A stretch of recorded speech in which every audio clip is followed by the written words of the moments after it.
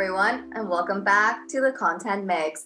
I'm Carlota Pico, your host for today's show, and I'm excited to introduce Piera Valentina Toniolo, who is Regional Communication and Social Media Manager for the EMEA region at the Estée Lauder Group and has over 10 years of experience in marketing and communications. Welcome, Piera, and thank you so much for joining us today on the Content Mix. Hi, hello. It's a pleasure to be here with you, Carlota. The pleasure is mine, Piera. Okay, so tell me a little bit about yourself. How did you get to where you are today? Oh, well, it's a long story.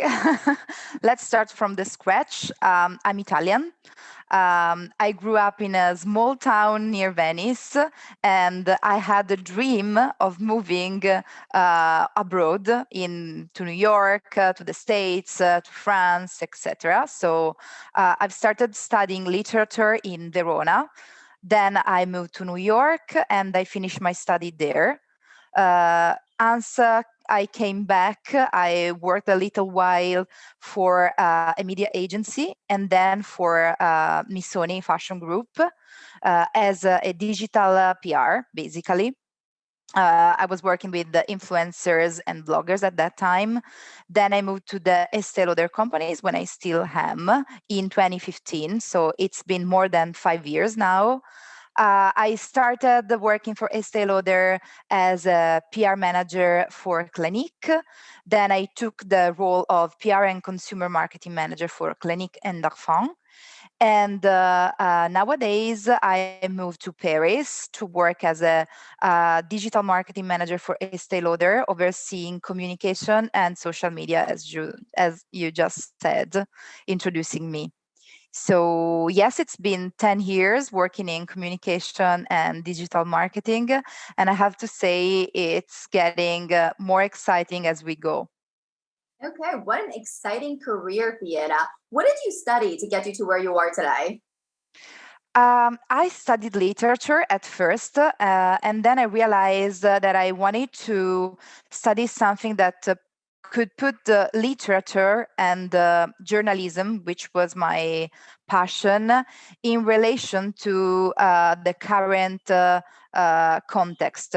So when I moved to New York, I decided to take a course on digital storytelling, uh, basically focused mainly on social media on own and earn platform. At that time, we didn't speak about influencer yet.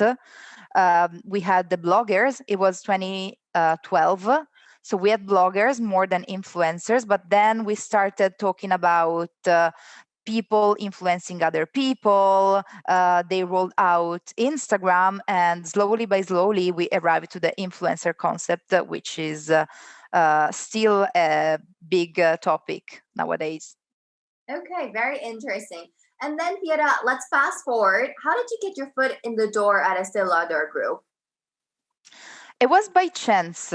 I have to say, I used to hang out with the PR manager of Michael Kors, which was just around the corner of Missoni in Milan.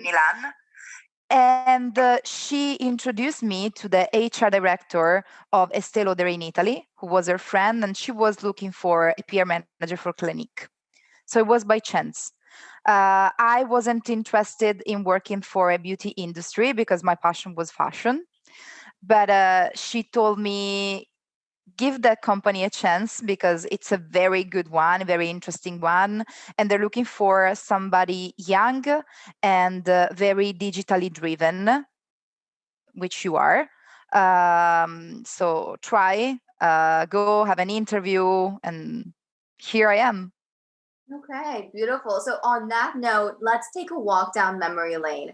What have been some of your most memorable marketing moments to date? This is a very interesting question. Um, I remember a very interesting campaign that we ran for Clinique. At that time, we weren't able to measure social selling yet because the Instagram did not have the feature that allows you to go and check the people. Sorry, let me explain that again. At that time, we didn't use story on Instagram, so you were not able to track sales directly on the website. So we had to find out a way to engage with influencers, to bring people to our e-commerce and to really be able to sell products on our e-commerce, on the retailer we were collaborating with, and on the brick and mortar, so in the stores.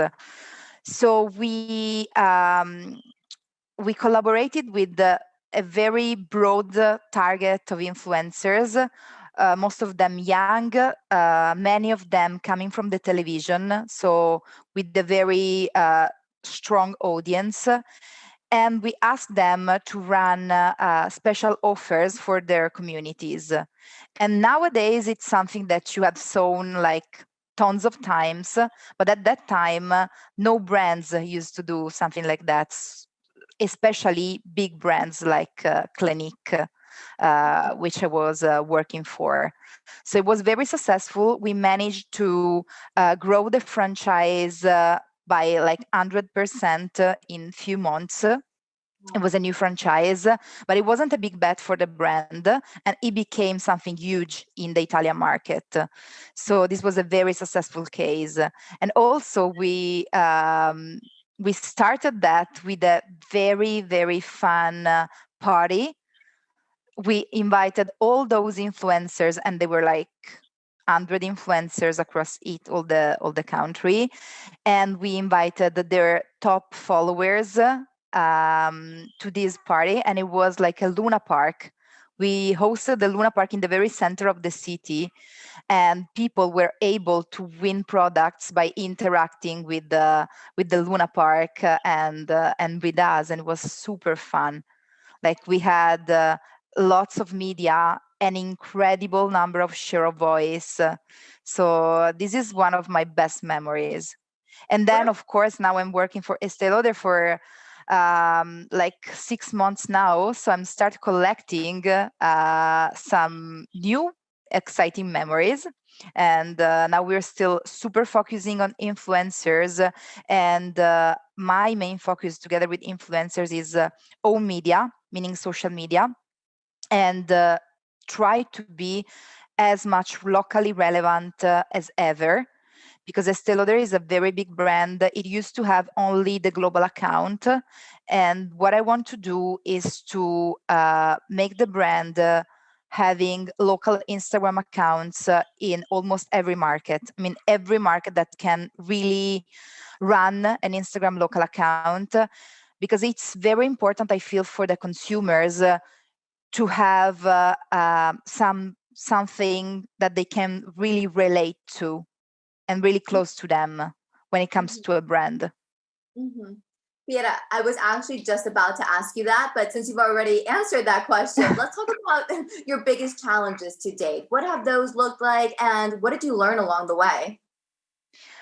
I would say this is one of my challenge. This is one of my challenges. But also it's very exciting because it's something never done before. Estée Lauder in the region, in the EMEA region, used to not have a digital communication manager before I joined. So this is my, let's say, biggest bet at the moment. And I see that many markets are following me. They're very interested in doing something like that, being locally relevant to their consumers. We already rolled out 4 Instagram accounts since July, because we launched Germany, we launched Middle East, Switzerland, and India. So basically, we chose to launch 2 Western markets and 2 emerging markets. And they're doing very well. And what I see is that it's the context, it's very different from one country to another.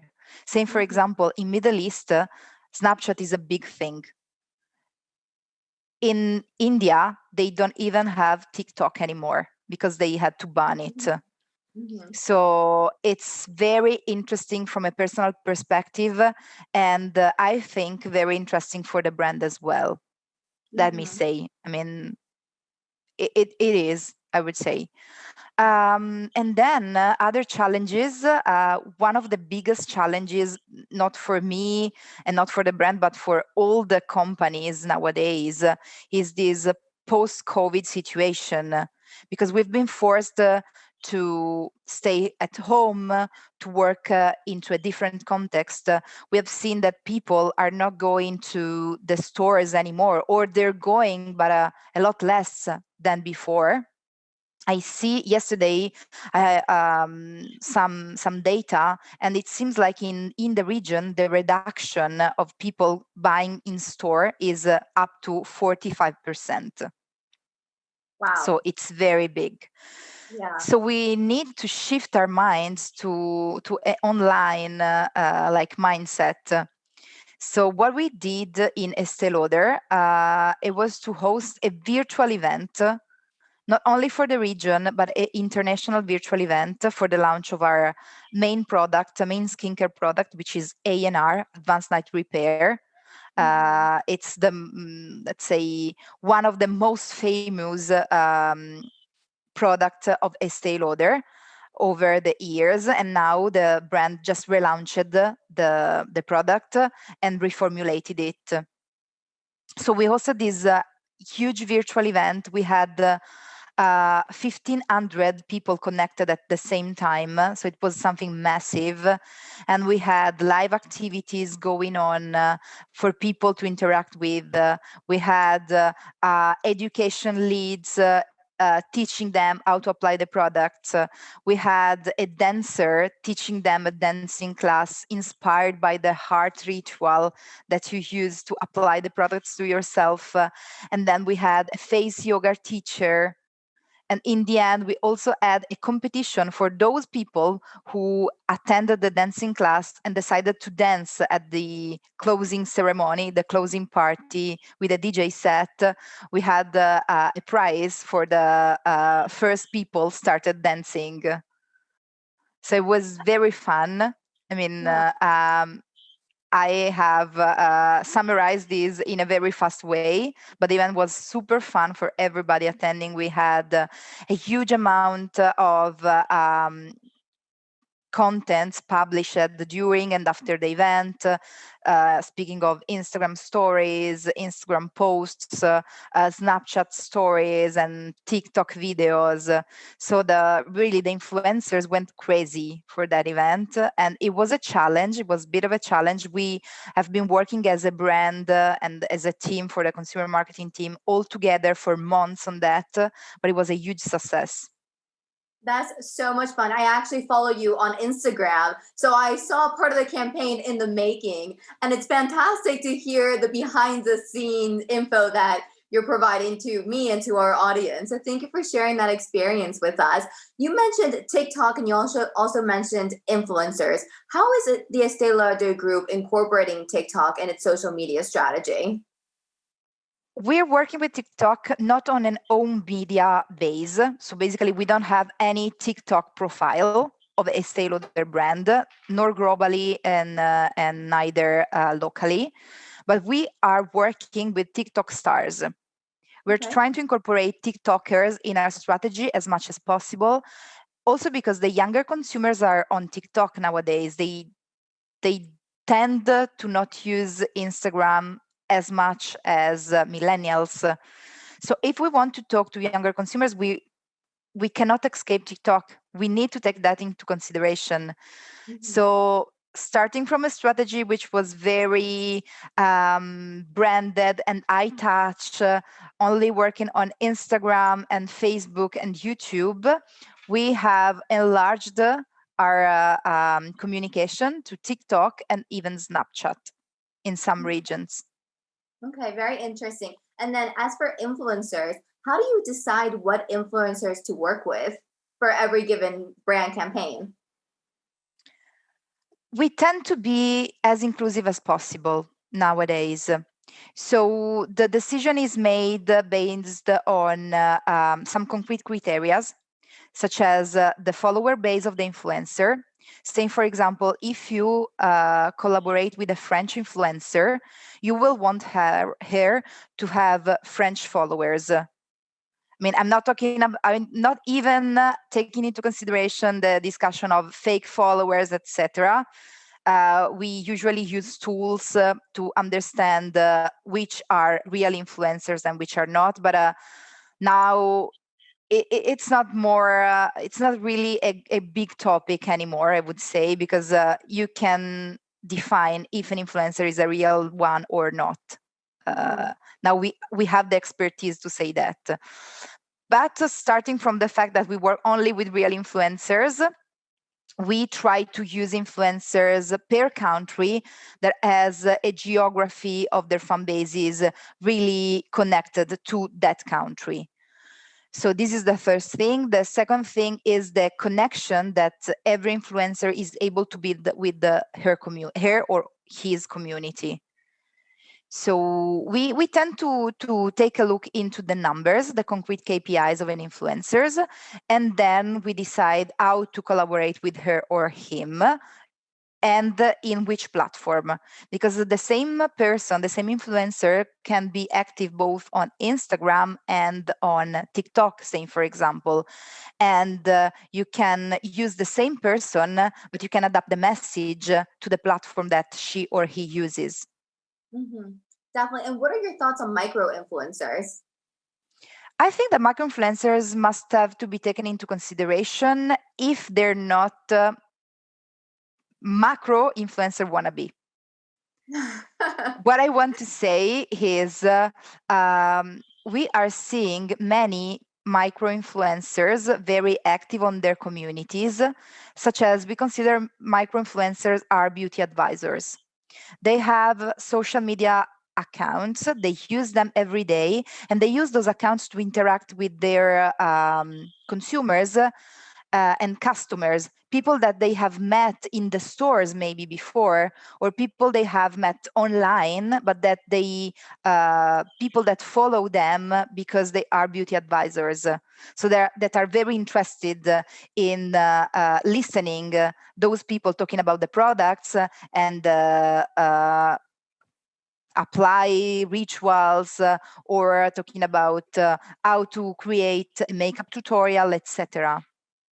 Okay. And then So what? so yes, we work with the micro influencer, and I take into consideration micro influencer, but I think that you need to be very careful when it comes to select micro influencers and nano influencers as well.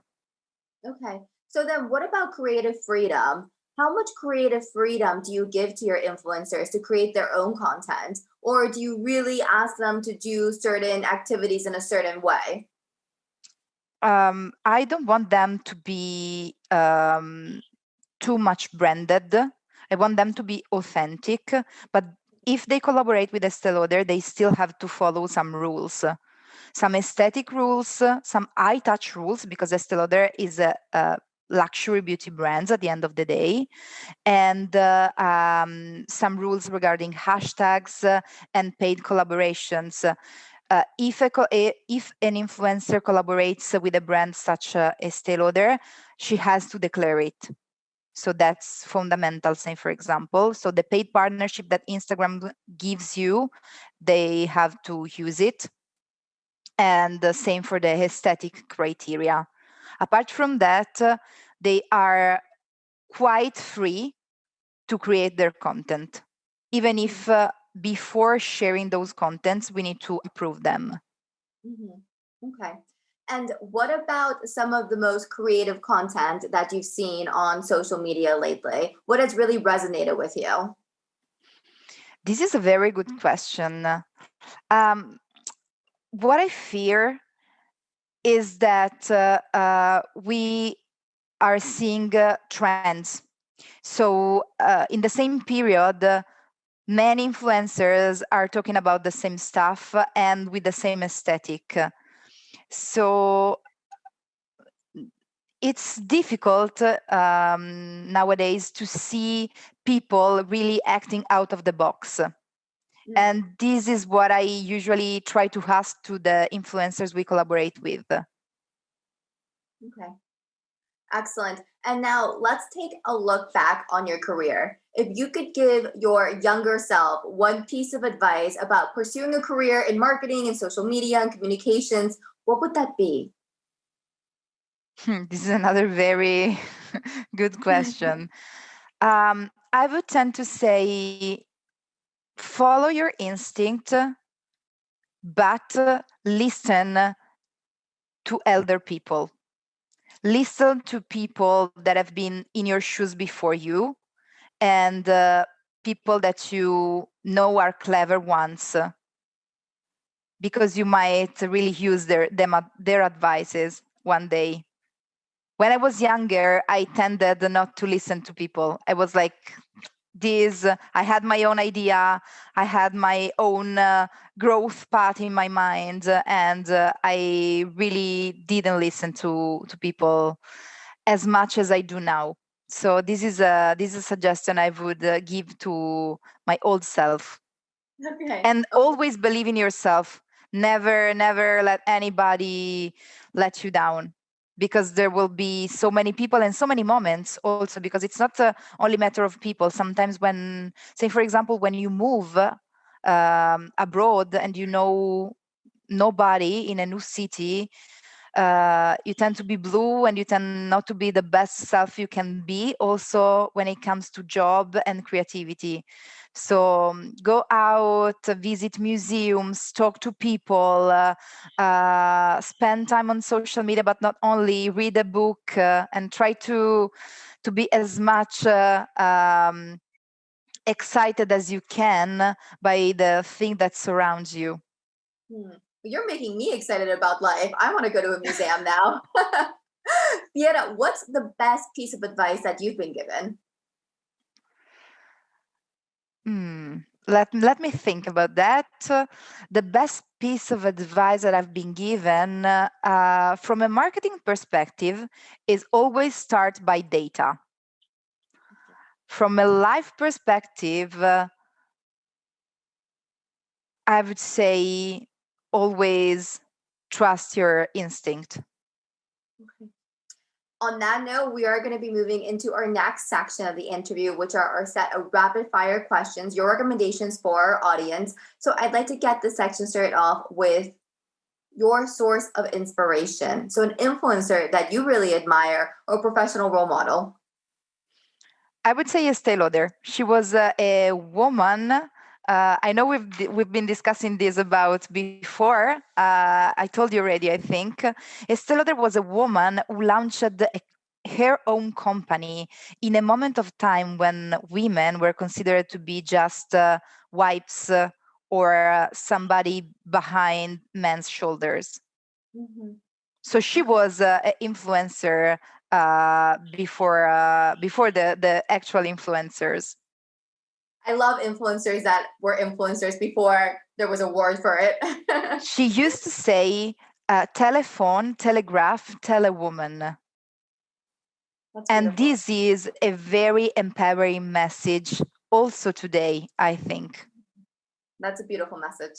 Okay, and what about a resource that you like to recommend? So, for example, a book, a hashtag, a group, a community, or an event? Well, the podcast session of my iPhone is my biggest source of inspiration lately. Also, TED is very interesting as a source of inspiration, I would tend to say. And Instagram is, if you know how to use it and how to search for hashtags, it's very inspiring. So, what's your favorite hashtag?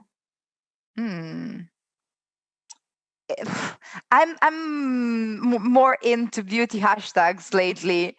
Normal. But have you ever tried the discover hashtags? No, I haven't. Okay. This is interesting. I'll have to do that after this interview. Try discover. Last but not least, Piera, what's your favorite app or tool at the moment and why? Still Instagram and Mapster. I use that a lot in Paris because I'm new to the city and I want to discover new places. And every time I discover a place that I like, and I really like, and I want to suggest that place to my friends, I just add that place to my map and I watch to other people's maps for recommendations and suggestions. And it works for restaurants, cafe, hotel, museums, whatever. Very interesting. So And interesting. very I mean, there are like just few people who are using that, but I think it will grow. Okay, so we'll have to keep our eyes on it. Excellent, Piera. Well, thank you so much for joining us on the Content Mix. It was Thank you. awesome to reconnect with you and to learn about your experience in marketing and PR and social media. And I hope that one day our travels will bring us to the same city and we'll be able to talk again over a glass of wine. Yes, of course. We have amazing glasses of wine here in Paris. So I'm waiting for you, or I'll join you in Madrid, Yes, hopefully. for a nice, good reel, huh? Okay. Yes. Thank And you. thank you so much. And to everybody listening in today, thank you for joining us on the Content Mix. For more perspectives on the content marketing industry in Europe, check out the Content Mix. We'll be releasing interviews just like this one every day. So keep on tuning in. Thanks again. Have a fantastic day and see you next time. Bye.